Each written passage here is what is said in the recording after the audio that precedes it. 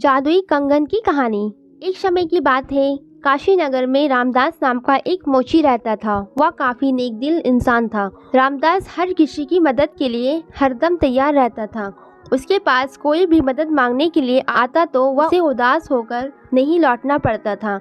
एक दिन मोची रामदास रोज की तरह अपना मोची का सामान लेकर अपनी दुकान में बैठा हुआ था। उसके पास एक ब्राह्मण आया और अपना जूता सिलने के लिए दिया। जूता सिलते हुए रामदास ने ब्राह्मण से पूछा, आप कहाँ से आए?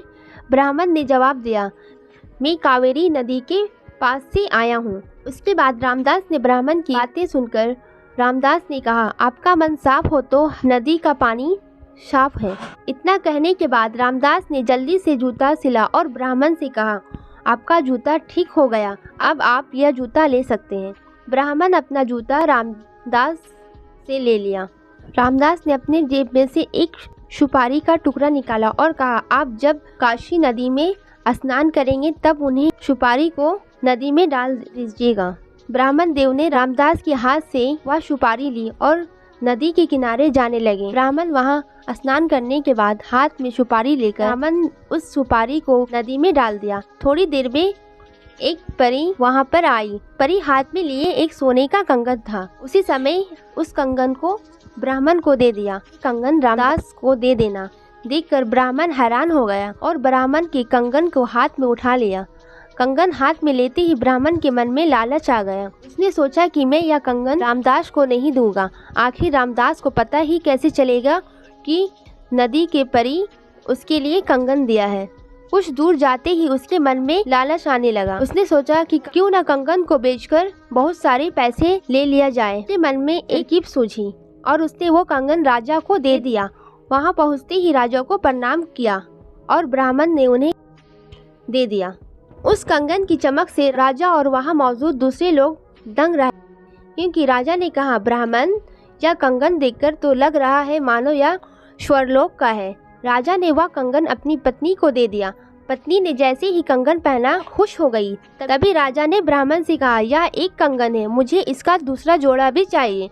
रानी दोनों हाथों में यह कंगन पहनेगी तभी उनकी शोभा और बढ़ेगी। यह सुनते ही ब्राह्मण के पसीने छूट गए। राजा ने तुरंत पूछा, क्या हुआ, आप परेशान क्यों हो? यह कंगन चोरी का तो नहीं है ना? ब्राह्मण ने तुरंत जवाब दिया, नहीं नहीं राजा साहब, यह चोरी का नहीं है।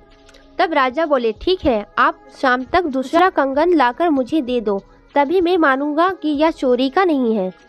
ब्राह्मण बोला, जी राजा साहब। यह कहते हुए ब्राह्मण राजा के दरबार से निकल गया। राजा ने अपने कुछ सिपाहियों ब्राह्मण के पीछे लगा दिए ताकि उन्हें कंगन का सच का पता चल सके।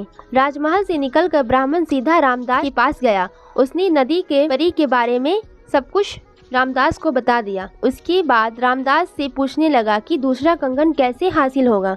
रामदास ने ब्राह्मण की सारी बातें सुनने के बाद अपनी दोनों आंखें बंद कर उसके बाद रामदास ने हाथ जोड़कर वो बचाने की विनती की। 1 मिनट के बाद रामदास ने अपने सामने रखी एक बाल्टी में हाथ डाला और उससे वैसा ही कंगन निकला जैसा कि पहले उस परी ने दिया था। ब्राह्मण यह देखकर हैरान हो गया। उसका पीछा कर रहे राजा की सिपाही भी यह चमत्कार देखकर दंग हो गए। यह सब देखकर वो सीधे राजा के पास पहुंच गए और उन्हें सारी बातें बता दी। इधर ब्राह्मण भी रामदास को धन्यवाद कहकर कंगन लेकर राजमहल निकल गया। वहां पहुंचते ही ब्राह्मण ने राजा को कंगन दे दिया। राजा ने उससे कुछ नहीं पूछा और चुपचाप कंगन ले लिया। कंगन लेने के बाद राजा खुद अपने सिपाहियों के साथ रामदास की दुकान पर गए और रामदास को परी का दिया हुआ कंगन रामदास को इनाम के रूप में दे दिया। तो बच्चों, इस कहानी से यह सीख मिलती है कि इंसाफ सिर्फ दिखावा करके कुछ हासिल नहीं कर सकता। इंसाफ, मान सम्मान सब दिलों से होना चाहिए। अगर हमारी स्टोरी पसंद आई तो मेरे चैनल को लाइक करें और सब्सक्राइब करना ना भूलें। Thanks for watching.